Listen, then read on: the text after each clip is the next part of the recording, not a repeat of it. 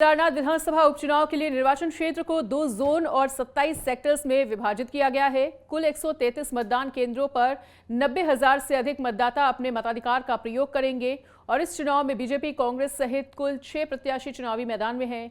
उपचुनाव को निष्पक्ष और पारदर्शी ढंग से संपन्न कराने के लिए 7 पोलिंग पार्टियां सोमवार को सीमांत क्षेत्रों के लिए रवाना हो चुकी हैं, जबकि बाकी 166 पोलिंग पार्टियां आज अगस्त्यमुनि क्रीड़ा भवन में अपने गंतव्यों के लिए वहां से रवाना हुई।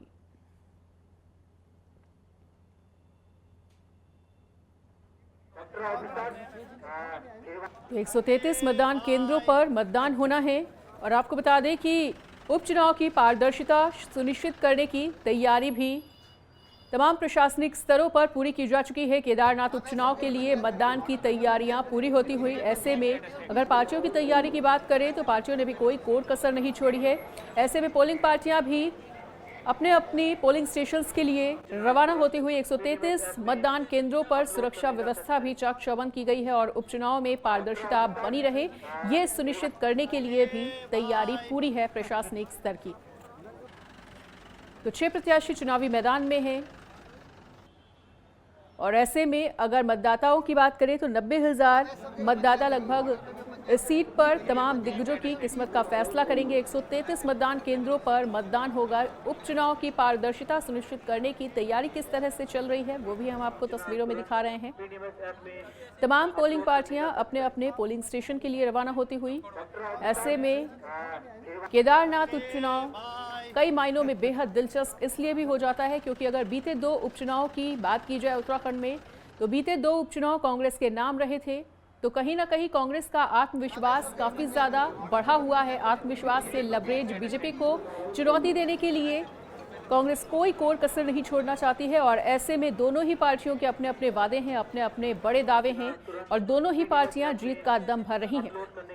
ऐसे में इस उपचुनाव में पारदर्शिता सुनिश्चित की जा सके, इसको लेकर पोलिंग पार्टियों की भी तैयारियां पूरी। तो केदारनाथ उपचुनाव के लिए मतदान की तैयारियों को हम आपको दिखा रहे हैं। प्रशासनिक स्तर से लेकर तमाम पार्टियों के स्तर तक तैयारियां पूरी कर ली गई हैं और अगर पोलिंग स्टेशंस की बात करें तो पोलिंग स्टेशंस पे सुरक्षा के विशेष इंतजाम किए गए हैं। बुजुर्ग और दिव्यांग मतदाताओं को किसी प्रकार की कोई परेशानी ना हो, इसके लिए भी खास बंदोबस्त पोलिंग स्टेशंस पर होते हुए ऐसे में पोलिंग पार्टियां भी लगातार पोलिंग स्टेशंस के लिए रवाना हो रही हैं और 6 प्रत्याशी चुनावी मैदान में हैं जिनकी किस्मत का फैसला तमाम मतदाता करेंगे।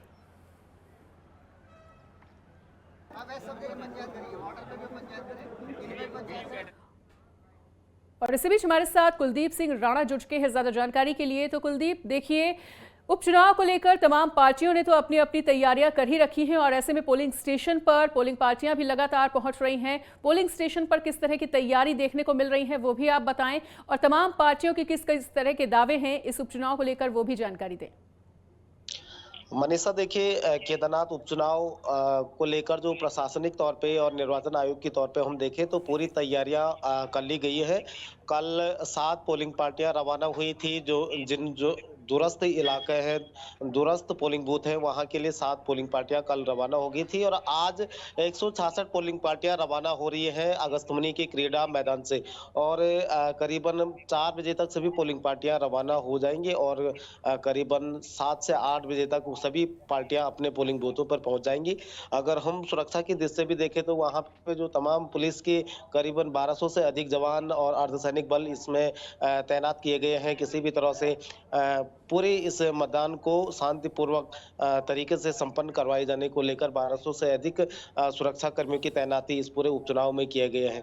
अगर हम इस पूरे केदारनाथ विधानसभा की बात करें तो यहाँ पर करीबन 90,875 मतदाता 6 प्रत्याशियों के भाग्य का फैसला करेंगे और इसमें करीबन 45,000 महिला मतदाता है, 44,000 पुरुष मतदाता है और 615 मतदाता बुजुर्ग मतदाता हैं जिनकी उम्र 85 वर्ष से ऊपर है। 1000 मतदाता, इसमें दिव्यांग मतदाता भी हैं जो अपने मत का प्रयोग करेंगे।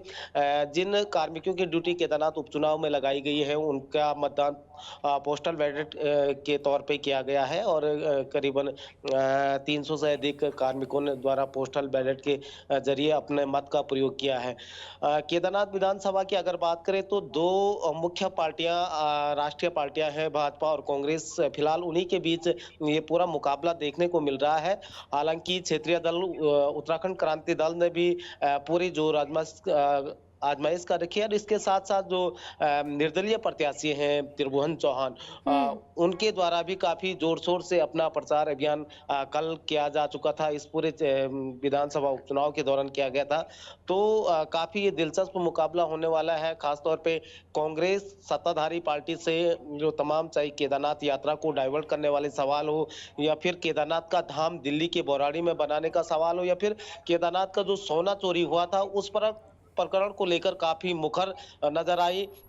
हालांकि जो सत्ताधारी पार्टी है उन्होंने 4 महीने से पहले से ही यहाँ 5-5 मंत्रियों की फौज भेजी हुई थी। इसके अलावा आजकल लगातार जो सूबे के मुख्यमंत्री हैं, 4 जनसभाएं ताबड़तोड़ उनकी इन दिनों देखने को मिली है। तो ऐसे में सत्ताधारी पार्टी ने भी पूरी ताकत झोंक रखी थी और विपक्ष द्वारा जो मुद्दे उठाए जा रहे थे उनको वो एक भ्रम के तौर पे बता रहे थे कि ये भ्रम विपक्ष द्वारा केवल फैलाया जा रहा है। जी। हालांकि केदारनाथ उपचुनाव में जो आम जनमानस है, जिन्होंने, जो यहाँ के मतदाता है, उसमें जरूर सत्ताधारी पार्टी से ये नाराजगी है कि क्योंकि केदारनाथ की जो यात्रा है उसी पर इस क्षेत्र की आर्थिकी टिके रहती है। और इस बार सरकार द्वारा एक तो शुरुआत में जब पीक सीजन रहता है, 1 महीना मई और जून का महीना, तो उस समय यात्रा को जगह जगह बैरियर लगा के, क्योंकि यात्री इतनी ज्यादा मात्रा में आ गई थी कि प्रशासनिक तैयारियां उतनी ज्यादा यात्रियों को झेलने के लिए नहीं थी। इसलिए लोगों ने इस को लेकर लोगों की नाराजगी है कि यात्रा को जगह जगह रोका गया। और उस दौरान धामी जी ने एक सजेशन दिया था कि कैची धाम भी जा सकते हैं। तो उसको लेकर ये लगातार आरोप लग रहे हैं कि कैची धाम यहाँ की यात्रा को डाइवर्ट किया गया है। उसके अलावा देखें तो केदारनाथ में जो रोजगार की सवाल है, पैदल रास्ते में जो लोगों की छोटी छोटी दुकानें लगती हैं, चाहे छोटी नींबू पानी बेचने वाले हो या वहां पे जो अन्य सामग्री बेचने वाले लोग हैं, उन लोगों से इस बार टैक्स वसूला गया है। उनके एक दुकान लगाने के टेंडर निकाले गए हैं। 20 से 30 हजार लोगों को एक तो जमानत राशि वहां पे दी गई है, धरोहर धनराशि दी गई है और उसके अलावा वहां पे जगह जगह लोगों के चालान किए गए। तो उससे लोग काफी त्रस्त नजर आ रहे हैं और इसी को लेकर काफी गंभीर सवाल सत्ताधारी पार्टी का। बिल्कुल, तो सत्ताधारी पार्टी के खिलाफ कहीं ना कहीं लोगों में आक्रोश है और ऐसे में कांग्रेस की जो जमीन है वो वाकई में काफी ज्यादा मजबूत होती हुई और देखना वाकई में दिलचस्प रहने वाला है कि कांग्रेस किस तरह से बीजेपी को चुनौती देती है। फिलहाल तमाम बातचीत के लिए, तमाम जानकारी को हमारे साथ साझा करने के लिए आपका बहुत बहुत शुक्रिया।